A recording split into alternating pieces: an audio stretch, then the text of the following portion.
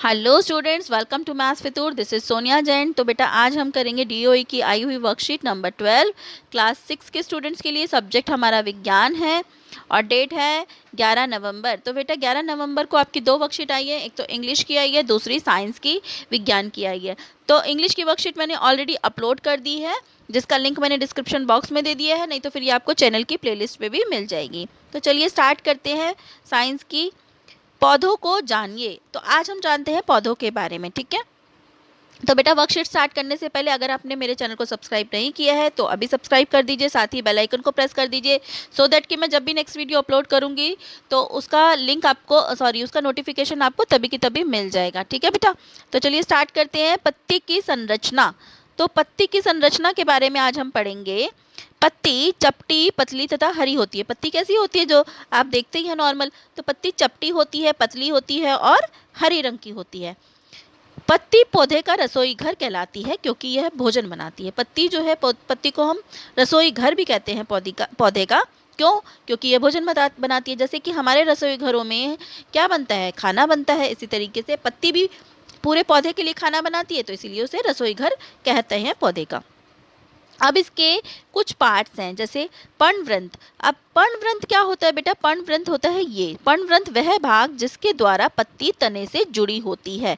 मतलब इसके जरिए ही पत्ती जो है पौधे से जुड़ी होती है, तने से जुड़ी हुई होती है, ठीक है। तो इस भाग को क्या कहते हैं? पर्णवृंत। उसके बाद है फलक, ठीक है। फलक पत्ती के चपटे हरे भाग को फलक कहते हैं, ठीक है। ये जो पार्ट है इसको हम कहते हैं फलक। फिर है शिरा। शिरा क्या होता है बेटा? शिरा होता है पत्ती में रेखित संरचनाओं को शिरा कहते हैं। ये जो आपको पतला पतला दिख रहा है ना, ये इसे कहते हैं शिरा, ठीक है। मध्य शिरा। अब मध्य मतलब बीच में, शिरा। तो मध्य शिरा कौन सा है? ये चीज जो आपकी मध्य शिरा है, बीच में जो शिरा होता है उसे मध्य शिरा कहते हैं। पत्ती के मध्य में स्थित मोटी शिरा।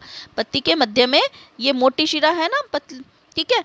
तो इसे कहते हैं मध्य, जो बीच में हो, मध्य शिरा, ठीक है बेटा। तो हमने क्या क्या पढ़ा? एक तो हमने पढ़ा पर्णवृंत, जो कि ये जुड़ी हुई होती है तने से, ठीक है। उसके बाद हमने पढ़ा फलक, और उसके बाद पढ़ा हमने मध्य शिरा। मध्य शिरा, ठीक है। मध्य शिरा यानी कि पत्ती के मध्य में मोटी शिरा। और उसके बाद उससे निकलती हुई ये जो संरचनाएं सी हैं, पत्ती में रेखित संरचनाएं, उसे कहते हैं हम शिरा, ठीक है। इसके बाद आगे पढ़ेंगे शिरा विन्यास। पत्तियों पर शिराओं द्वारा बनाए गए डिजाइन। मतलब पत्तियों पर जो ये जो शिराएं से बने हुए डिजाइन को हम क्या कहते हैं? क्या कहते हैं? शिरा विन्यास, ठीक है। अब शिरा विन्यास बेटा दो तरीके के होते हैं, दो टाइप के होते हैं। एक तो है जालिका शिरा विन्यास और दूसरा है समानांतर शिरा विन्यास। जालिका शिरा विन्यास जो कि अभी अभी हमने ऊपर पढ़े थे, ठीक है।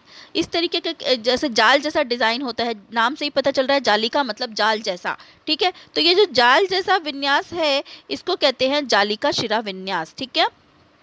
तो ये क्या होता है? मध्य शिरा के दोनों ओर जाल जैसा डिजाइन होता है। मध्य शिरा ये वाली, इसके दोनों ओर जाल जैसा डिजाइन जो होता है उसे कहते हैं जालिका शिरा विन्यास। और समानांतर, समानांतर हम पढ़ते आ रहे हैं। समानांतर क्या होती है? इस तरीके से होती है ना। समानांतर शिरा विन्यास क्या होंगी? ये शिराएं एक दूसरे के समांतर होती है। जैसे कि आप इस पिक्चर में देख सकते हैं कि इसमें जो लीफ में, ये पत्ती में आपको इस तरीके से इसकी शिरा विन्यास जा रही हैं, ठीक है।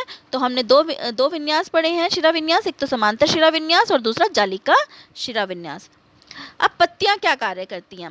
पत्तियां पौधे के लिए भोजन बनाती है और विभिन्न गैसों का आदान प्रदान करती हैं। जो पत्तियां हैं वो भोजन बनाती है पौधे के लिए एक तो, और दूसरा क्या करती है? गैसों का आदान प्रदान करती हैं।